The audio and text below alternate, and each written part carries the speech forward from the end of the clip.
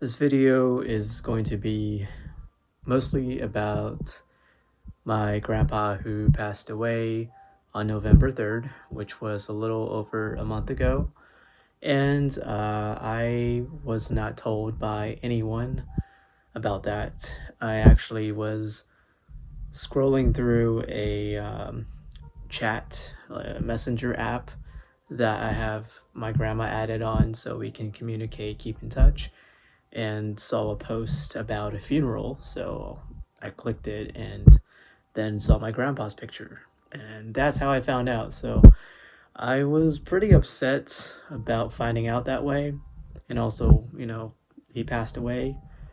And he was around like 80 to like 84 range. I don't think they really know his real birthday or something.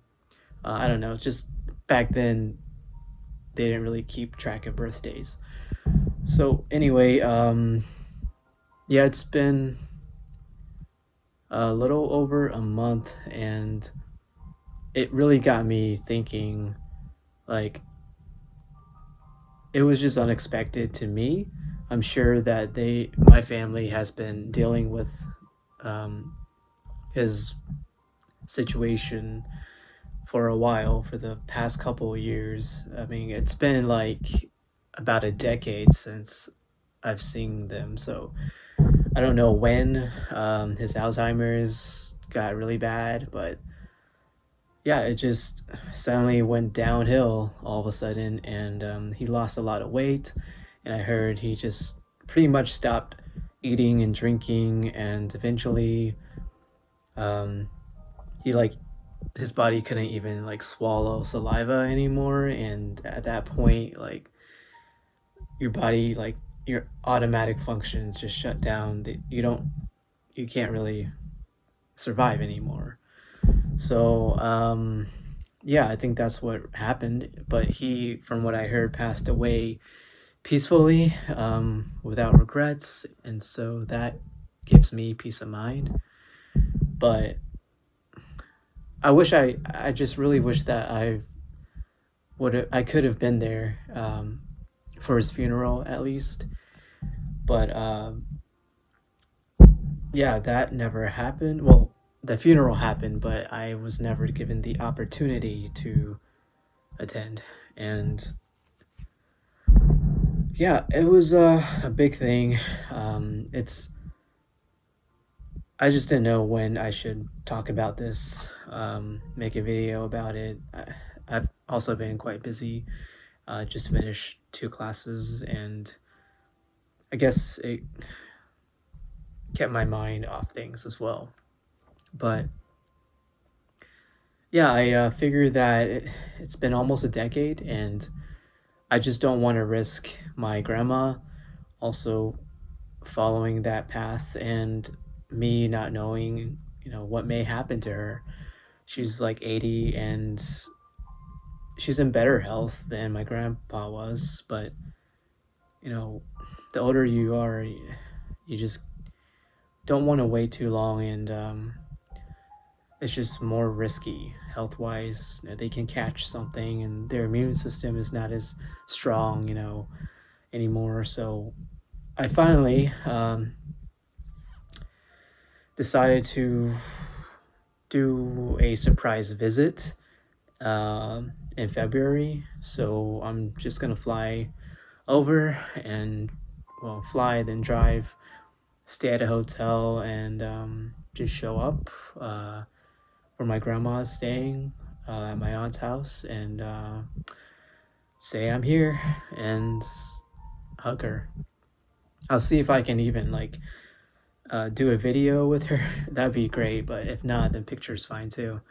Because in my grandpa's tribute video, I saw everybody in the video, like all my family members, my cousins and uncle, my parents, my brother, everyone was there except me. So I felt super left out, and I just wish that I was in at least one of those photos. And I just don't want that to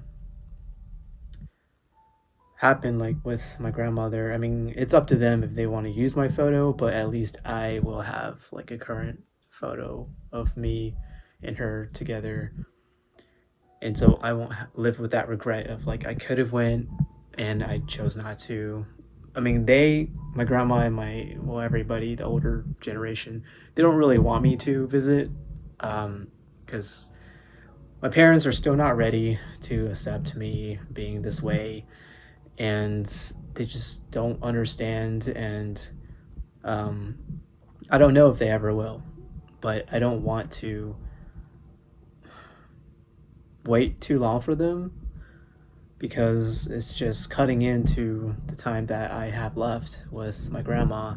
So, yeah, I was trying to um, respect their wishes and not visit. Like, even my grandma's like, wait till your teenage cousins have graduated high school and then come visit.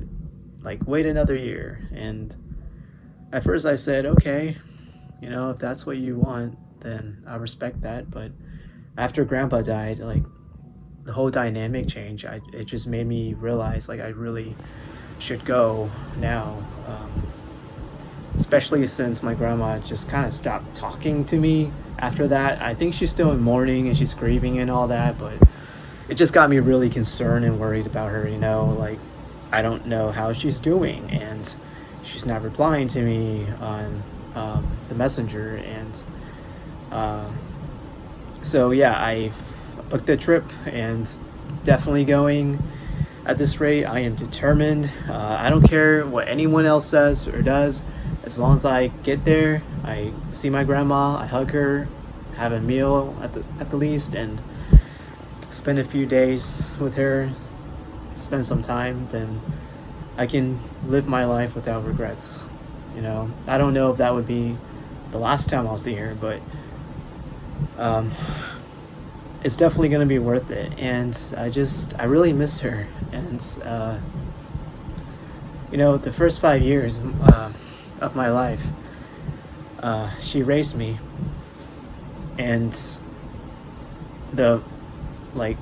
my first bonding moment, the person that I first trusted in this world was her. So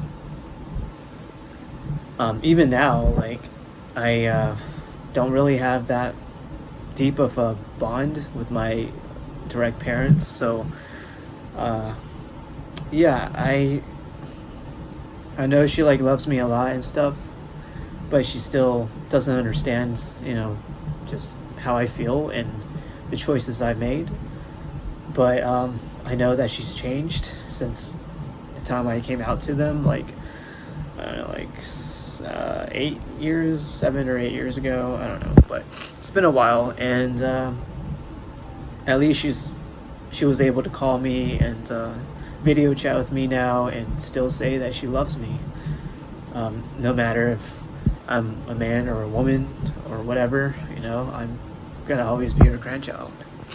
And just hearing that from her was heartwarming. And I never thought that I'd ever hear those words from her, or really anyone in the older generation, like my parents' age and up. But that coming from her meant so much to me. And I really need to see her again. And so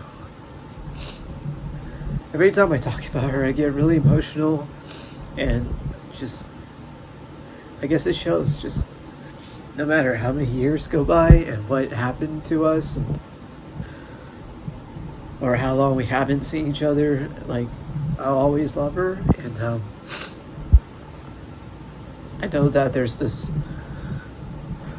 unspoken love between us. Like she's not the kind to like say I love you all the time, but she may hug, and she even kissed me sometimes. Yeah, she cooked, even when she had bad knees. She cooked for us. She did my laundry, even when I was like 18 or 19. And she just said, focus on school, and that's all you need to worry about. I'll help you with the house chores and other stuff. And I actually wish that I tried harder. I tried harder to keep in touch with her in the past decade, but I wasn't ready. I mentally, emotionally, I wasn't ready, and I needed to grow and mature. And I finally am. And after I left my hometown where she's staying, well, at the time when I left, I didn't know my grandpa had any kind of disease or anything. So yeah, and they never really updated me, and they still don't really talk to me about things like that. So I didn't know. I mean, maybe, I don't know, maybe if I had known sooner I would have worked up the courage and the confidence to just go. But yeah, that my grandpa's passing, his death, is what really motivated me to not be afraid of what may or may not happen. Just go and be there and deal with it then. I think getting over that, and then helping them get over the initial shock and fear of the unknown of meeting me again, the new me, and whatever they feel that have changed is too much for them to handle. I mean, at the core, I haven't really changed. If anything, I've actually gotten better. I'm more comfortable with myself, and just happier, and able to articulate my words, my feelings, and express myself better. And I'm more mature. I can understand a lot more than I used to. And I just really want to be able to share that with them. So yeah, my aunt and my grandma unfortunately think that being trans is a virus, it is contagious, and it'll make my younger cousins, who's like 17 or 18 at this point, it'll make them misbehave or like make bad choices in life, or even become trans at the worst. And I try to tell them that's not how it works, and I really hope that they don't become trans, because it's really not the life that the ideal life that anyone would want to live after living it. So if anyone, I would know it's hard, and I wouldn't wish that upon my cousins. And I just really want a chance to just sit down and talk and really communicate with each other, and have a chance to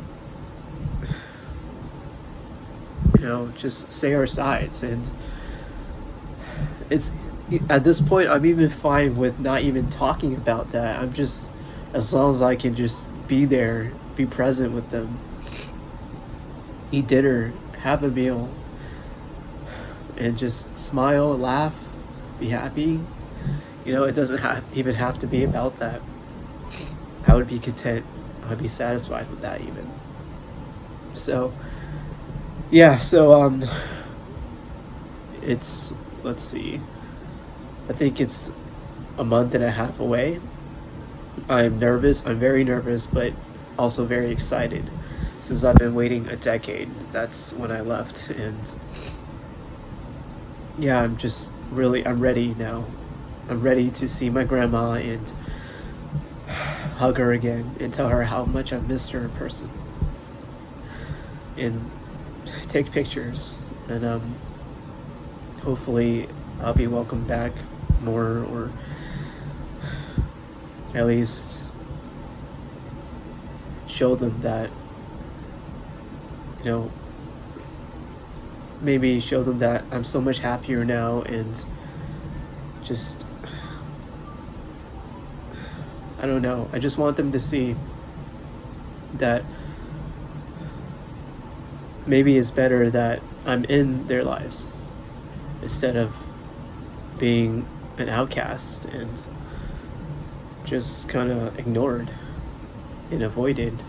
So I'll update you guys on how it goes, though. I'll try to make videos while I'm there.